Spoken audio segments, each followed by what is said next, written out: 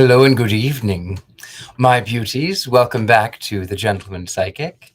I am your host, your MC, your master of ceremonies, your macabre host, I like to say. Uh, Richard Lale is the name. Richard Lale is one name, not two. If I were just Richard, I'd be a dick. Anyway, tonight, my lovelies, we've got a couple of things going on. I have I have a selection of books for you to choose what you want to hear next. We're going to, of course, wait for the clock, and then I have a little special treat for you. So we have John Maxwell. Jay is here. Sophia, Mary Jane. Hello, everyone. Lovely to see you. We'll wait for the clock. I know it's early. We still have a full 45 seconds, but I'm certain that in that 45 seconds you can go to the bathroom, you can get something nice to drink. Hello, Mary Jane. Get something nice to drink. Get your princess. Get your bears. Get your dolls. Get your toys. Get your blankets. Get your pillows, my darlings. Hello, Suzette. Get your pillow with my face on it, which you can do at mysterycontrol.com, which the link is in the description. So make certain you go over there and find those things. They also sell T-shirts with my artwork. I don't wear T-shirts, as you know. I mean, I go to the gym, but I don't really wear T-shirts. Christy Cragen says she's got cat Simba. Ms. Whiskey, hello. I am so glad you're here too. We just have about 30 more seconds and we'll wait. I know. Here comes the clock.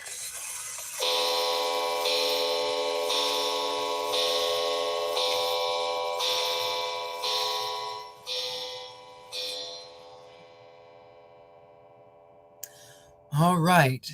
Ladies and gentlemen, boils and ghouls, guys and gals and non-gender pals, I would like to start off with something very special. So I asked that my friends would send me things that they wanted me to read. And Felicity Cooper runs a tour, a haunted tour in her town. And so she wrote this little poem about one of the specters that she has encountered on her tours. This is called The Hotel Bride by Felicity Cooper. The Hotel Bride. She is the bride from room 473, and as you may see, she might be here tonight with all of ye. Her groom never sailed into the bay, which meant for her truly a tragic wedding day. At the altar she did await, and with the tide she did abide. Sadly she left the church alone, be always known as the jilted bride, who cried and died. And now she roams the town from here to there, searching for her lost love in despair. Yes, her heart is forever broken, as her vows to this day remain unspoken. From her window she sits and waits for a time in history that has no date. Her tears she still sheds are not meant to bring fear, as her permanent presence is always meant most sincere. So should you see her in the town upon a moonlit night with her bouquet of roses, please do not blame it upon your poor failing eyesight. It is her now wandering eternity alone, all skeletor and bones. Written by Felicity Cooper from the Ghost Walks of St. Andrews, NB, aka Misdemeanor, as I will be taking you from a haunted jail where the forever inmates will never make bail. I hope I said that correctly, my dear. I hope I gave it justice. What a great little poem. Anyway, my lovelies, wasn't it great? She did a great job. I love that work. Now, this is something for you, my darlings, to contemplate. We have a selection after we finish with The Devil's Letters to Mary Maclane. And we have Up Jumped the Devil. We have 7 Footprints to Satan. the devil's mansion, and the devil to pay. Now, I'm going to let you do your own research and figure out what each one of those are, or you can go to my Facebook page. I have posted there where all of the books and the descriptions. But that is all about that for now. Without further ado, Seven Footprints of Satan. Very good. I can't wait. All of them are good. I can't wait. All right. Ladies and gentlemen, boils and ghouls, I now present to you Chapter 20.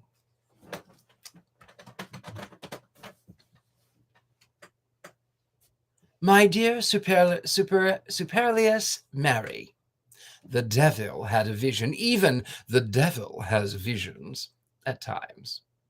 In some vague, indefinable way, you, Mary, were connected with this vision. A thing, oval and crisp and good and green, appeared before me. A wonderful olive, I said. I will take it to Mary.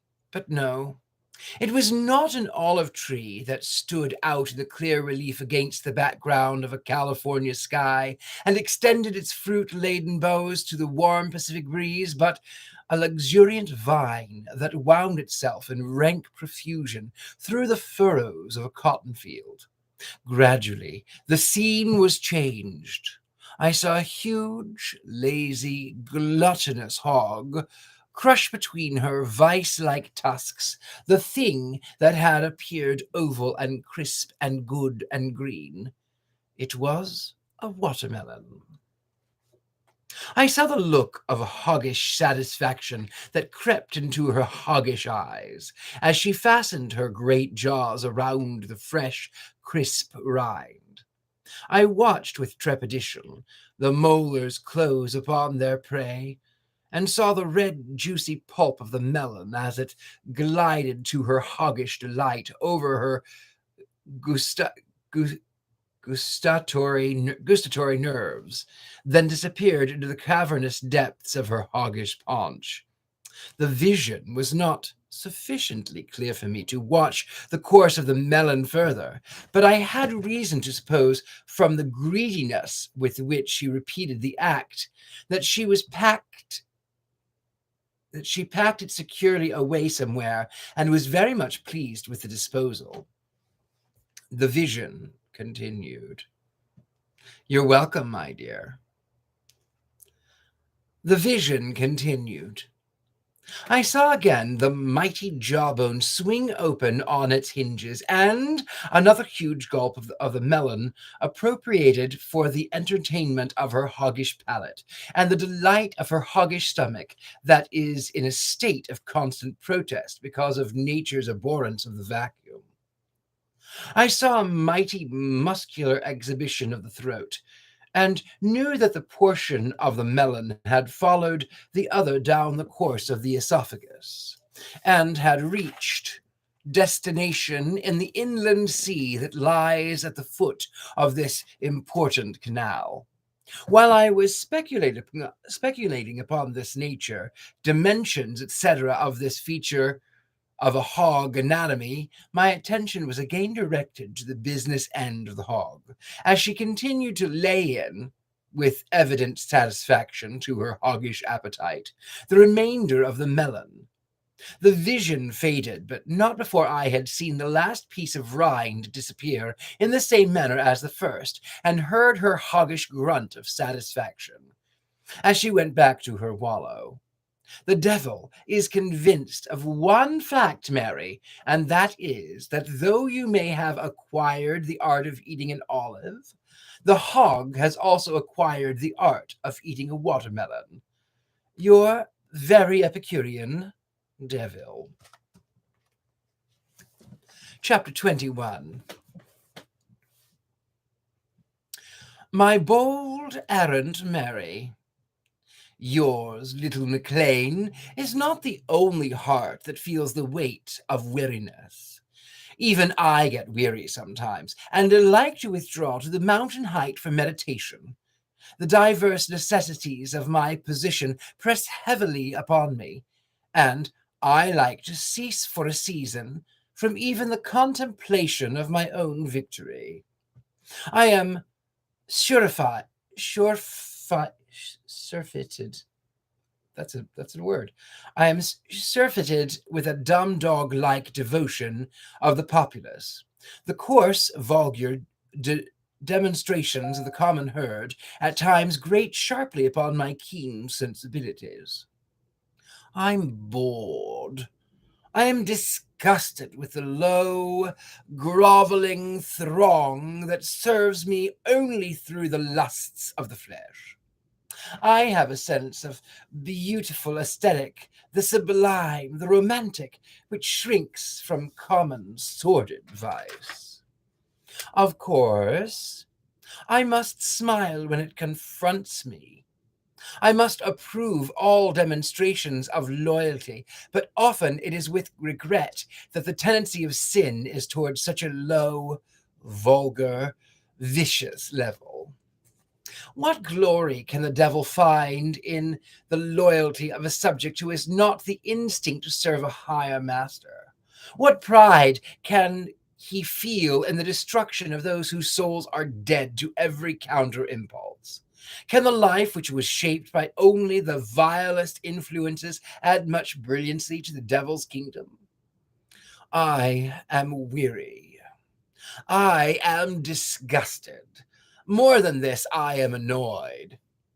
The complete abandon of these creatures brings my kingdom into disrepute, who by beholding the drunkard in the gutter will follow his footsteps, who by witnessing the ravings of the self-convicted criminal will easily be drawn into the mesh of crime. When did the harlot in her abandoned state ever tempt womanhood from the path of virtue and honor? To induce others to follow in their footsteps, she must be clothed in the silken weave of foreign looms and the hand-wrought laces of many hands. She must wear the rose on her cheek and the dew on her lip and the jasmine odor on her breath.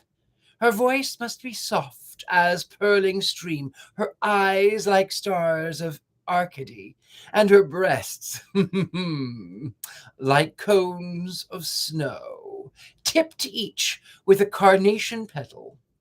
She must breathe the incense of violets, repose on couches of broidered velvet, canopied with golden tissue, and bathe her beautiful body in the costly distillation of roses.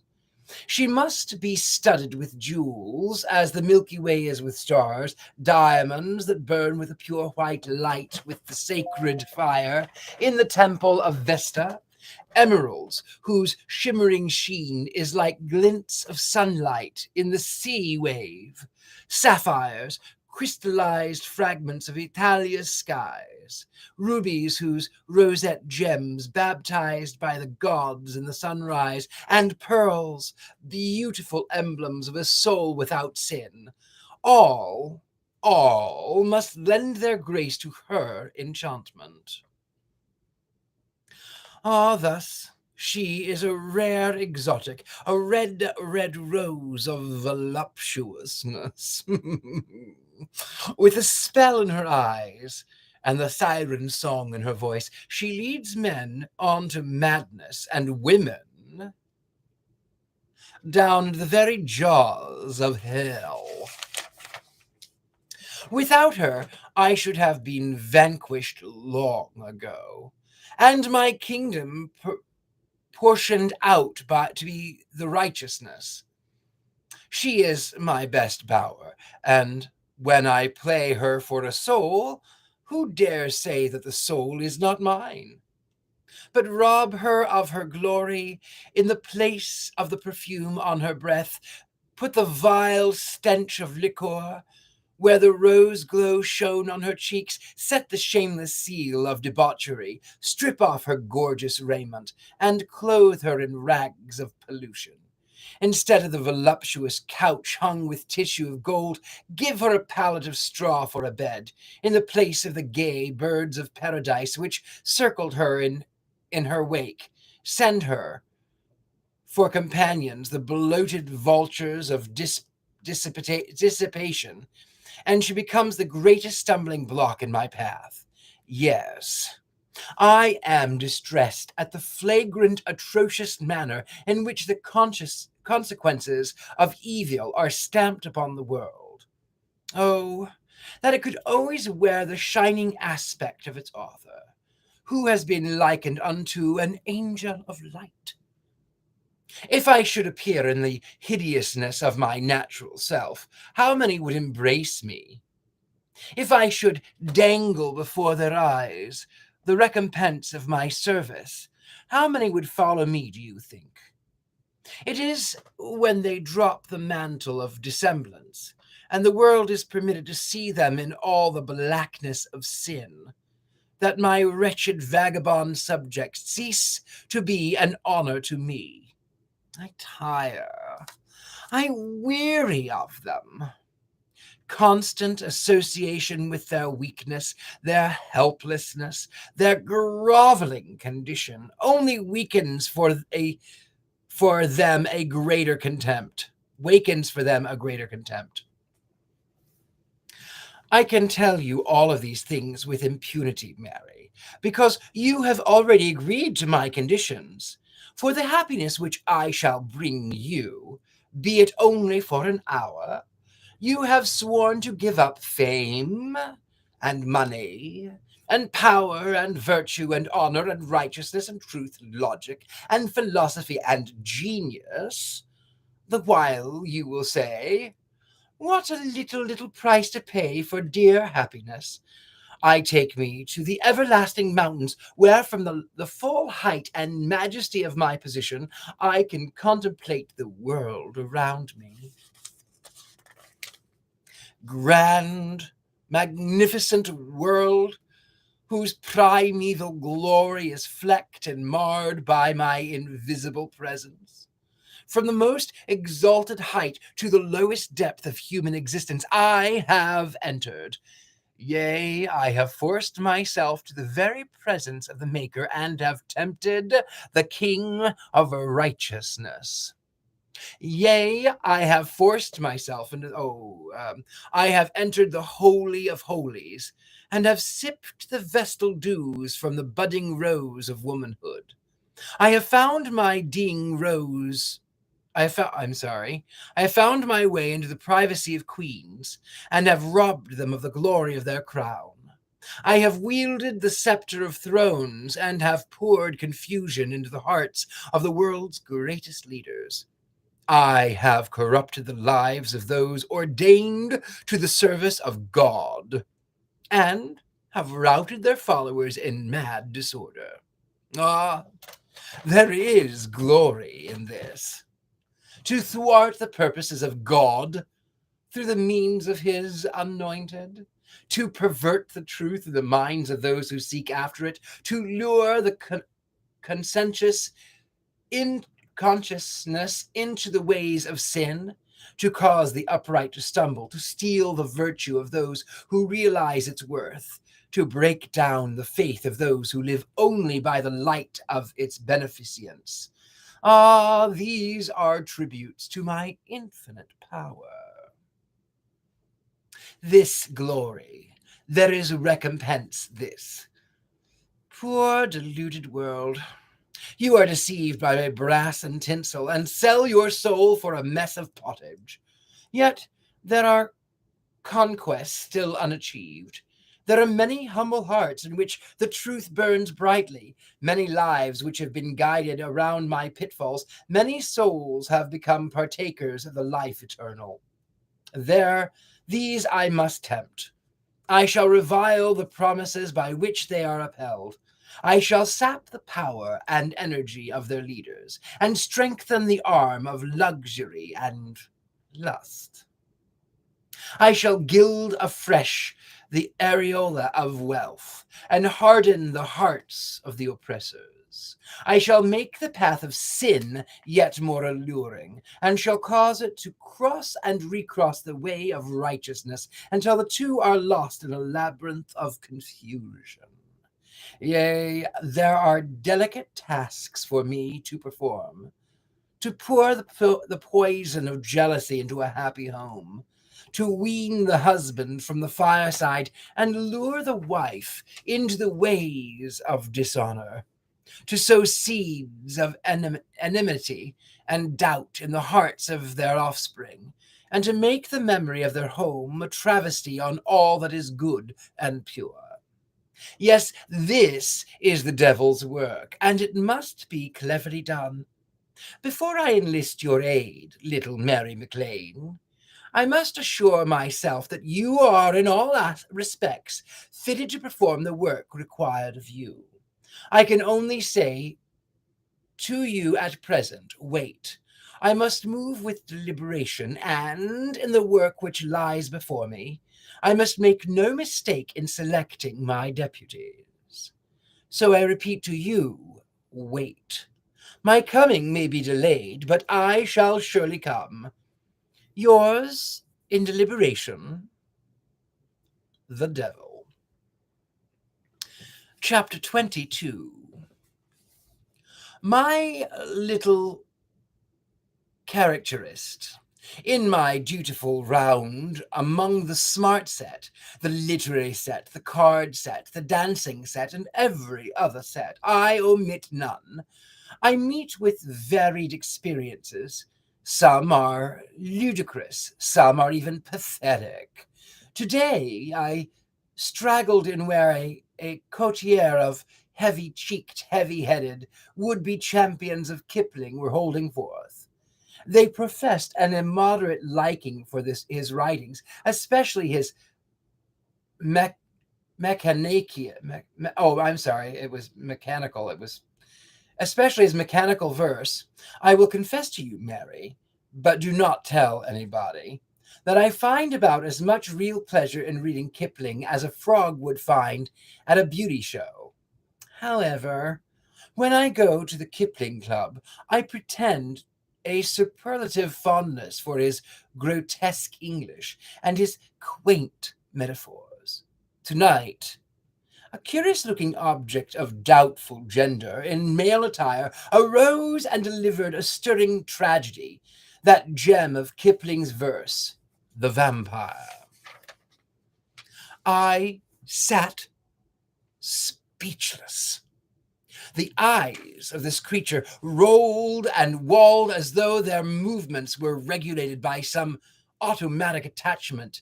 His arms circumvolved frantically like those of a windmill in a veritable gale, and his countenance underwent that series of contortions incidental to overdose of compound cathartic pills. On inquiry, I found that this nondescript had bad case of stageitis, which was liable to result fatally at any moment, fatally to the public. However, his distractingly realistic demonstration of the tragedy embodied in poem set me to thinking. And when I began thinking, Mary, sooner or later my thoughts revert to you. The mechanical jingle in the verse had made me dizzy, like much turning in a waltz, so that when the recitation came to a close, my thoughts refused to stop. They kept right on, in spite of me. A woman was there, and she made her prayer, as anyone might do. To the devil himself, debonair, to the devil, I say, do you hear? To the red, red devil in hell, I swear. A pity, but nevertheless true. Oh, the wail that she wailed, and the prayer that she prayed, the devil himself was amazed. 'Twas a plea from the dumb wooden heart of a maid, a volume of protest wickedly laid in the path of the devil to tempt him by gad. But the devil was awfully pleased. A woman there was, and she told her tale, as you or I might do, or a world full of nothing, a bargain day sale. Of herself to the devil, gad, what a deal, and her fruitless endeavor to capture a male, a deed she would probably rue. Oh, the moans and the groans and that desolate cry.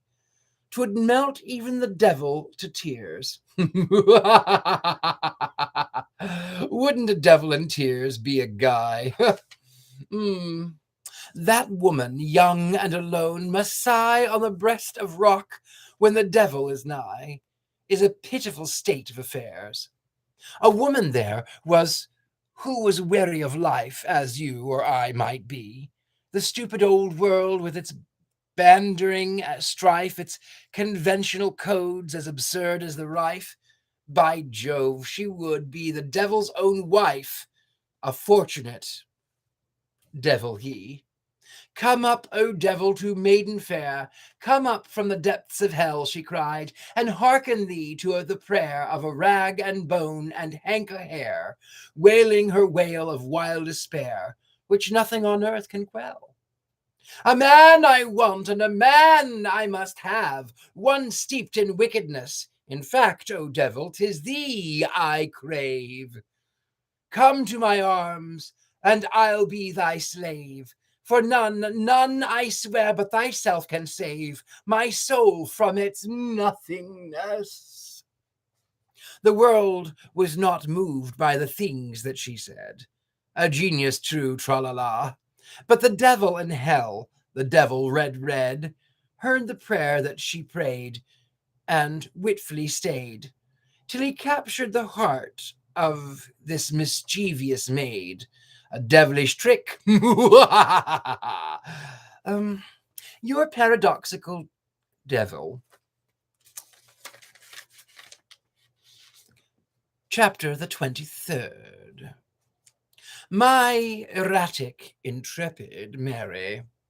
Again, I thank you, little Mary Maclane, for what you have done and for what you continue to do on my behalf. Indeed, I begin to realize that there is much already for which I should feel grateful to you. At one time, I am eminently pleased with you, but again, I am disappointed. I no sooner look with favor upon your cunning and your craft than I am disconcerted by your inconsistencies. In one hand, you play your cards cleverly enough, but in your next, you trump the devil's ace. Be careful, little girl. Make no rash plays, and thus expose your hand to the conjecture of those who are ever on the defensive. You have one magnificent hand, and you must play it worthily. It is that winning, seductive, soul-stupefying theory that there is no evil except in the minds of those who conceive it. Proclaim this to the world. Press it home to the hearts of those who have dared to think for themselves. It savors of the new, the progressive, the occult. It carries with it a suggestion of ism and ology, that it is quite pedantic. Many will embrace it because it asserts their prerogative to individuality and claims to endow them with mentality sufficient to control the great forces of good and evil.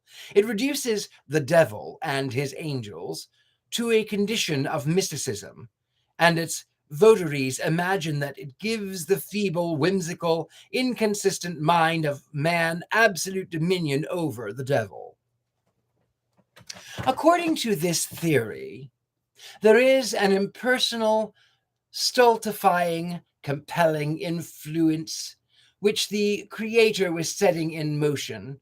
The vast machinery of the universe somehow or other got loose, and has ever since been flying at random, disturbing the equilibrium of the world. Teach the people, Mary, that this influence is an evil and a corrupter of good morals only when they choose to consider it such. That nothing, not even that which emanates directly from the devil himself, is evil of itself. When this idea becomes firmly established, it will then be an easy matter to persuade the world that there is no evil whatsoever. The theory will prove itself, for no individual will acknowledge to himself or to the world that he is evil. Do not reason with those who might protest against this indiscriminate disposal of all that is inimical of the cause of righteousness. Ridicule their theories. There is no argument you can employ, so meet them with the weapon that few can resist: ridicule. The world is easily deceived, and when you present it to a lie that it would like to believe, it accepts it without question. Many a spectre of vice, however hideous, but for the barrier of conventionality, would be received as a welcome guest. Delude the world into believing that there is no evil in anything that it earnestly covets, because prejudice in its own favor, it sees no evil in the object of its desire. Seeing none emphasizes the fact that there can be possibly none. Having gone thus far, it is only a step to the devil's kingdom. Poor deluded world, and you, Mary Maclane, its would-be leader. Will the prick of the thorn be less acute because you trod upon it unawares? Will the poison of the adder be less deadly because you did not descry the reptile as it lay half buried in the sand? Was the fury of Mount Pelée ameliorated in the least because of its unfortunate victims did not foresee their impending danger? Will the damnation of a wasteland, sin-cursed life be less real because one did not believe its tendencies were evil? How much more immutable and inexorable, then, are the laws of eternal right and wrong? The fact that some poor, egotistical, self-conceited genius has risen up and declared that he was honest in believing that his course was right will not make the devil's victory any less complete. Eve was honest in believing my promises, that her eyes should be opened and that she should be as a god. But nevertheless, she was driven out into darkness, and there was placed at the east of the Garden of Eden cherubims, and a flaming sword which turned every way to keep the way of the tree of life. We might coax the nightingale to sing at noonday, but the hour would still be noon. Through artifice, we might force the lily to bloom at the Christmas tide, but it would still be the bleak December. The devil assumes many disguises. The world looks on and applauds the masquerade, but he is nevertheless the same shrewd, cunning, crafty, snaky, subtle, insidious devil. Though transformed into an angel of light, or steeped in the crimson of hell, though enshrined as a deity of love, or scorned as a daemon of hate, though worshipped as the prince of earth, or abhorred as the spirit of darkness, the devil is the devil still. He not only obliterates the ravages of his march, but he conceals his own identity so cleverly that there are many who go forth and proclaim to the world, "Fear not, there is no evil. Evil is only a phantom that lurks in the minds of the superstitious.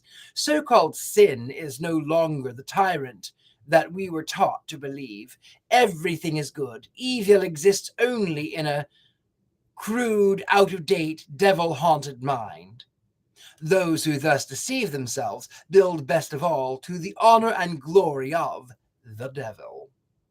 You, little Mary Maclane, have served him admirably thus far, but you are equipped sufficiently well to accomplish for him still more wonderful results.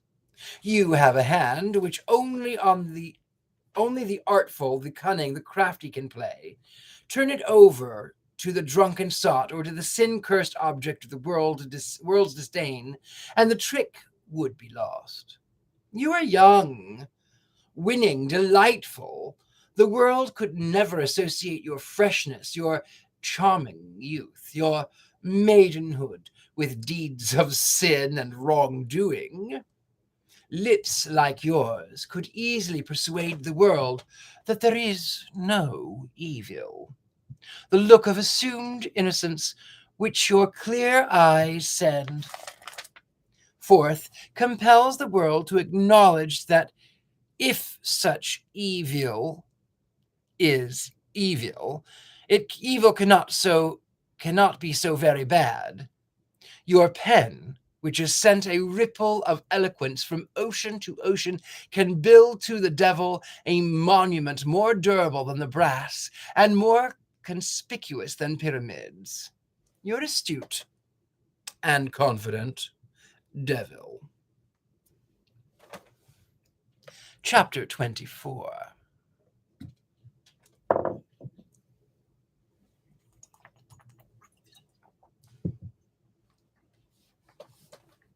Brimstone Chamber, Hell, 1903. My love awakened, little girl. The devil sent you a dream last night, you of 19 years old, and all alone. Does it linger with you in the reality of an actual presence, or does it haunt you like a strain from which all melody has departed? I made it appear as though the world had dissolved into a rosy mist, and all the black, ugly sordidness of life had melted into an infinity of perfect appointment. The air was laden with the perfume of Hesperides, and through this atmosphere of languorous delight was wafted the ripple from distant chimes. The face of nature was blended into perfect harmony with the roseate dream that held you, and over all was cast that strange, sweet spell of infinite delight, that rare, unconscious state that seemed to bind the universe in one word, love, and lay it at your feet. The lilies murmured it to you from their waxen trumpets. The roses kissed it to you from their fragrant lips. The violets lisped it to you from their modest beds. And the hummingbird chanted it to you as he sucked the dews from the flower to flower. The dove caught up the strain as she wove her nest in the boughs above you, while the breezes whispered to you the same tale of ceaseless love. I touched your spirit and awakened your senses to a realization of your surroundings. You drank in the beauty and harmony, the love glory of the scene. You reveled in the contemplation of this Elysium, and fancied for a while that even you had a part in this life of love. Again, I touched you, and your soul was roused from its sleep of peace, and you became a spectator at the feast of love. Your trembling heart was awakened, but there was for it no counterpart, no kindred soul to lead you to the fountain of love. The sweet, clear tones of the mockingbird, as it warbled forth its own delight, brought no message to you. It was a love ballad to its mate. The hawthorn blossoms, with their languorous parfum, only filled your soul with a deeper longing for the joy of love. I watched you as you contemplated this sense of nature's harmony. I saw in the infinite pathos couched in your dreamy eyes, and read, in their mute supplication, the pleading of a hungry heart. I saw your arms outstretched, and heard your piteous, passionate cry. Oh, for one human heart to love me, instantly like the good devil that I am! I appeared before you. I came in the form of the fair Adonis, in answer to that hopeless human cry. I saw your slender figure shrink into an attitude of maidenly timidity. I watched the look of longing fade into one of childlike innocence, and I read the question that trembled upon your lips before the words were framed. Who, who are you? Why are you here? Why am I here? But to love you. To love me, you said? And your halting tone seemed less the reverberation of a yearning soul than the awakening of a child of nature. To love me, you repeated. Will you love me? Will I love you? May I love you? I've been so lonely. The very beauty of my surroundings makes me afraid. The love that is everywhere seems to mock me like the irony of fate. Oh, I have been so lonely, so lonely. Lonely when you are nature's queen? When the pearly tints of space are but the setting of a picture of rarest beauty? Yourself? When the perfectionness of your surroundings is the only background to your own perfection? When the universality of love which you are surrounded is but the diffused essence of the love which I bring you? When the song of the nightingale is but the outpouring of your own full heart? May I love you? You were made to be loved. Loved? I have never been loved. Until now, I said, as I drew nearer and stooped to take your hand and press it to my lips. I saw the blush of maiden fear mount to your cheek. I watched the downcast eyes as they were slowly lifted to my own. And I met them with such tenderness that the look of wild, uncertain terror faded from their depths. I held their gaze in the coils of my fascination and stretched out my arms to you. You came like one in a trance, and I folded you into my heart, you of 19 and all alone. Ah, the witchery of the devil. I saw a strange light leap into your eyes, and the hot waves of passion mantle your cheeks. I felt the tremor that passed through your form and chained it to your lips with one long, compelling kiss. A moment more, and my triumph was complete. This is love, I said. There was no awakening of your facilities. Your senses slept, and conscious never knew that you had been led to my trysting place. You dreamt that the devil loved you. Cherish the dream, little girl. For the awakening, the awakening, but you know, with hot, burning kisses. You're adorable, devil. Chapter 25.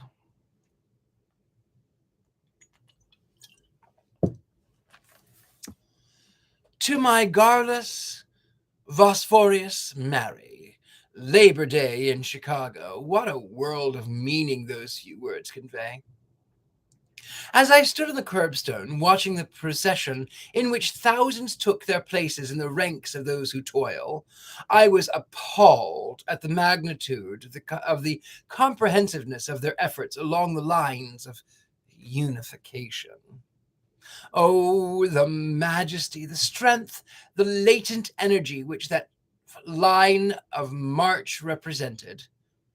The thought occurred to me that perhaps I had been a little derelict in my duty towards the world and myself by not affiliating openly and avowedly with the unions. There was a spirit of brotherhood and good fellowship which prevailed among those sons of toil, that was even touching in its simplicity. But what union would receive the devil as his own guise? It might not be a bad idea to start a union of my own. I could doubtless soon secure a large membership, but horror of horrors, what if during my most profitable season a strike should be ordered? And wouldn't this old world be a stale, lonesome, churchyardy place with the devil and his agents on the strike? Ugh, such a situation is too awful to contemplate, and rather than look into the future for such possibility, I shall turn and look backward. into the past. That is mine.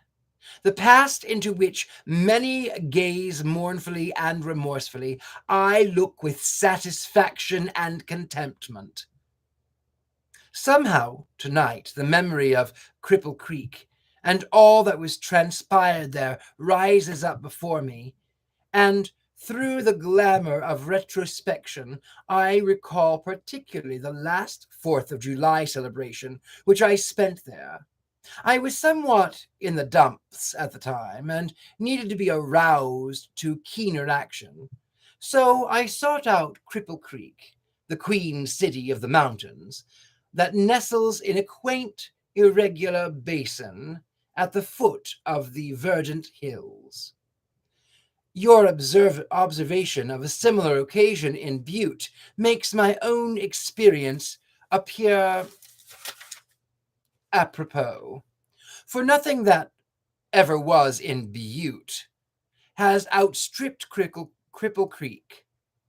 The terrible upheavals of the volcanic age, which lined and relined those mountains with veins of sylvanite that have poured their fabulous stream of gold into the world's coffers, left at a height of almost 2 miles a gentle depression and sheltered it with hills. There, Cripple Creek is built. Those hills in winter, capped with snow, in summer, crowned with flowers, are dotted with numerous shaft houses that have astonished the world with their output, while just beyond the chain, venerable Pike's Peak, hoary with age, rises like a holy sentinel. On the other side, a solitary peak, one more stately, more majestic than its neighbors, tells a tale of departed glory.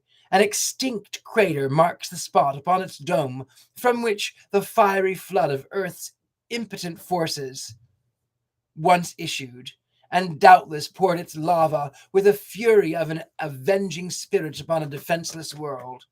The foot of this mountain patriarch is the last resting place of Cripple Creek's wealth seekers, the city of the dead. There is a solemnity, an awful pathos, that rests like a benediction upon this home of eternal silence. Feeling particularly devilish, I went there. It is not a place where tall, gleaming monuments point toward heaven like holy spires, where perfect roses, all but their mystic fragrances bloom in granite stone, where marble hands are clasped, never, never to unclasp, where columns rudely broken tell their tale of sudden death, where carved angels never forsake their vigils, because their wings are fettered in cruel stone. It is a dreary, solitary spot, where new-made mounds succeed each other like ripples on a lake, where rude stones instead of hovering angels keep the solemn watches of the night, where rough, unlettered boards tells the sequel to the story of the bag and gold, at the end of the ever-receding rainbow. It is a lone, forsaken spot that even nature seems to shun, and, as if to obliterate the marks of its desolation, she covers it with a mantle of snow, long before the busy city miners is wrapped in its wintry shroud. Many a hope and many a dream lie buried at the foot of Mount Pisgah. Many a soul, weary of disappointment, has sought rest within the depths of these rock-strewn mounds. Some have found it, while the great majority have only passed over it into the reality of hell. Some have found it, while the great majority have passed over into hell. Most of these graves the devil has dug, and many are stones he has raised to mark the spot of his final victory. Mount Pisgah Cemetery is a place that mankind shuns, but I like to go there and contemplate the dire evidences of my power. the tales of the blighted hopes, blasted lives, and damned souls, and are told upon this page of the annals of the dead, constitute to me a theme of great rejoicing. In the midnight watches, I sometimes steal away from the din of revelry and wend my way to this last resting place of the departed. I look beyond the mound of the rock and earth, deep, deep into the grave, beyond the little pile of mouldering bones, into the eternity of gloom that yawns beneath. I look into the bottomless pit of hell, and I say, "It is well." I then draw the curtain, and with renewed vigor and strengthened purpose, I return my earthly labors. The fourth in Cripple Creek usually yields a rich harvest. It is a righteous demonstration that does not savor in the least of patriotism. There is a preconcerted action on the part of the city and the city officials to advertise a grand celebration in hope of securing a little monetary bounty to supply their depleted coffers. The crowd is thus enticed within its borders, and there is a mighty clamor, a heterogeneous hurrah for whatever is uppermost in the minds of the pit participants. There is a feeble cheer for the reading of the Constitution, for even in Cripple Creek, whose streets on the occasion become a seething, boisterous mass of humanity, representing every nationality of what is called the civilized world, there are those who honor the day for what it commemorates and renew their vows to their country and to their flag. Simultaneously, in darky lingo, there is a loud hurrah for Abraham Lincoln, for the descendants of Ham Associate, the author of the Emancipation Proclamation. With the 4th of July, as with every other legal holiday, the calendar of the country affords. And there is the majestic weather-beaten veteran of the Confederacy, whose annals are that he fought with Lee. And could the secret promptings of his heart burst forth, his voice would be raised in one grand cheer for Jeff Davies and the lost cause.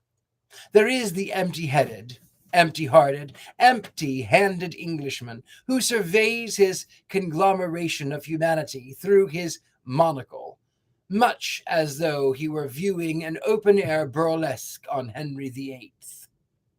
There are hordes of Erin's lusty sons who would shout, if they dared, for St. Patrick and the land of the shamrock.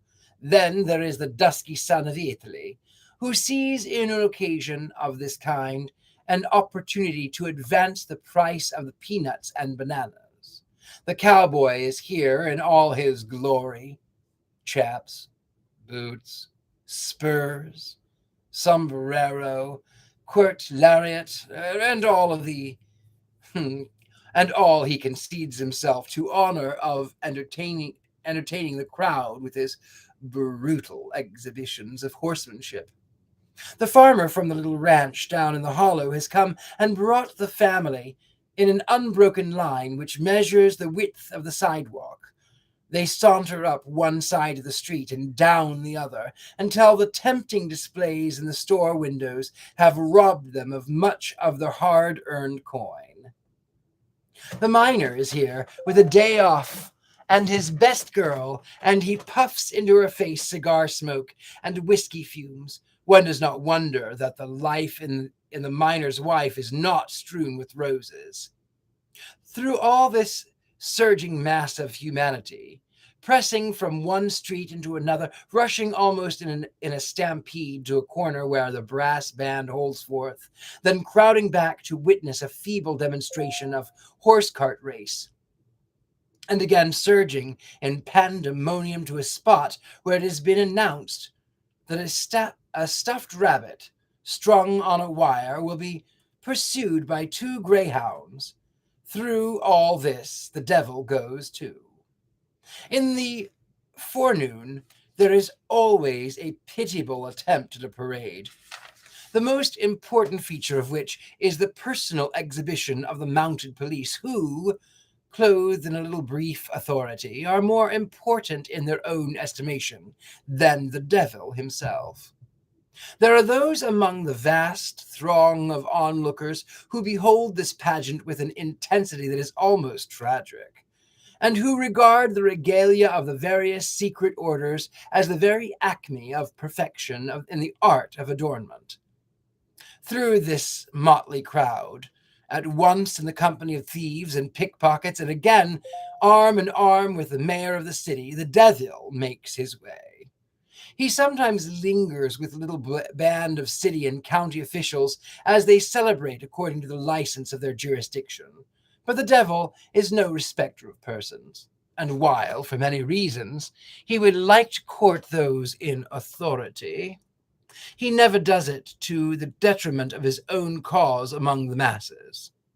I loiter through the drinking saloons where men would barter their souls for a cocktail or a whiskey straight. I act as a host to all who enter, but drink with none. The devil knows his own game. From thence I join a group of girls and boys who are indulging in all sorts of familiarity, which his venerable occasion seems to license. I follow them to the soda fountain and name the drink which in many instances is the stepping stone to a life of bondage in my service. I come out and join a group of Irish housewives, or any other nationality, as the case may be, whose most flattering testimonials of respectability are the numerous offspring that dignify each of the cognomen Ma, and I hear them traduce the neighbor who lives across the alley, because she takes no part in their backyard socials, but follows the even tenor of her way, unmindful of the fact that she is the object of the neighborhood gossip. I wend my way from group to group, ever mindful of the fact that the nation's birthday is a devil's workday. I pass none by, from the weather-beaten, wizened street peddler who calls out price of peanuts, popcorn, and lemonade, to the society queen who saunters along with air of one who is being observed.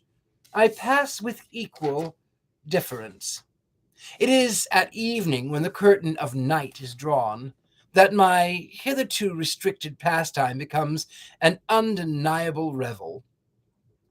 I follow the aimless, thoughtless throng as it forces its way up on the side of the street and down the other. I enter it the spirit of the occasion, which licenses the throwing of confetti, the blowing of horns, the manipulation of every contrivance that will give forth sound, the significant use of carnival canes, the display of fireworks. In short, the general abandon that humanity has assumed. The odor of whiskey-laden breath is lost in an atmosphere of powder smoke. Profane and indecent language, which the air is rife, is unheard above the din and noise of general confusion. Everything goes. The devil is turned loose. I don my black domino and go to the masquerade, and there, with the queen among women, I lead the grand march to hell. Hundreds fall in, and ere long the devil's march gives way to the devil's waltz. I fold this beautiful woman into my bosom, as only the devil can, and lead her to the shrine from which it is to arise the incense of her sacrificed womanhood. I dance with the peasant maid, the Spanish gypsy, the statuesque Greek girl, the countless scores of others. Some I flatter, some I beguile, some I dare, many I conquer. From the masquerade I go to the scenes of those fascinating, glittering, bad things, which seem to possess such an enchantment for you. Ah, this is the red, red line of sky that you see in the distance, Mary, the line that is dyed red with blood. Many women, in spite of all my artfulness will not be induced to even look upon it. I say to them, behold, it is grand, it is magnificent. The sun is setting, and from out the golden bosom seem to burst a million flaming spears, clouds of purple and gold, chasing each other like chariots across the breadth of the sky, marked by the red, red line of light. But no, they will not even look. You do not believe this, Mary, but it is true nevertheless. This is something of the manner in which the nation's birthday is celebrated in Cripple Creek. Ye sons of liberty, how your bones must quake at the sad way in which the day that you set aside to be observed with fitting honor has been prostituted. What is the meaning of the 4th of July, as it is observed today? What was the meaning intended? The devil does not care. It is a fruitful day on his calendar. Yours with exultation, the devil. Oh, we are right at... We'll leave that one for there because we are right at 9:59. So, my lovelies, we'll wait for the clock.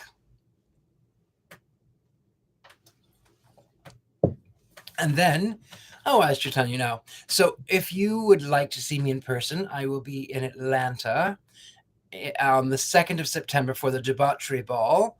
You can follow there's an Instagram link. You can follow that, the Debauchery Ball. I am looking for artsy, crafty people who would like to sell your wares. I would love to have you there.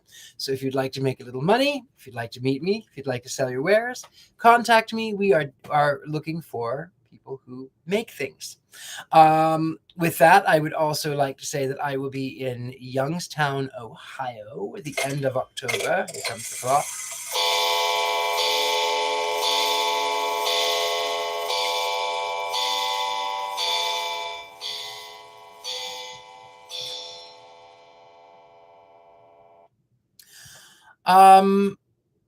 So I will be in Youngstown, Ohio, the 2nd of September, and I would love to see you there. I may have a few other things coming up, and I really love the fact that this book, by the way, seems to be very apropos for what I'm going through, talking about the 4th of July like it is. It's very intriguing, that book. But you know, that is the power of the devil. Also, if you would like to get a reading, I'm running a special. I'm running 15% off. So actually, you know what? 20%. I'll give you 20% off. Just remind me when you email me. Sunday, I will be teaching at University Magicus. We'll be teaching binding and bonding spells. So make certain that you check me out there. And with that, my beauties, thank you for all of your likes, your comments, your shares, your lovely presence. You are all so exceptional, and I love you deeply. I want to see what... let's see. Anyway, don't we vote? Yes, let's vote. Let us vote. Let's see. We're going to see what you have here. Let us vote. Now, we obviously still have one more time at least of reading the devil's letters, but we have 7 footprints to Satan, up jumped the devil, the devil's mansion, and the devil to pay. Those are your choices. Be thinking about them. Vote, comment, let me know down below. Let me know, because I don't know what I'm going to read yet, but I was a little bit concerned because I was growing. This one was going very quickly, and my other books are put away, so I had to procure some new ones. Anyway, again, one more time: the devil's mansion, up jumped the devil, 7 footprints to Satan, and the devil to pay. So let me know what you think. And with that, don't forget to see me on Wednesday when we do, which is Movie Coven. We're going to be doing the 1988 film Warlock. Anyway, with that, I am going to go to bed because the 4th of July is coming and the devil has a very, very busy day. I love you all. Good night.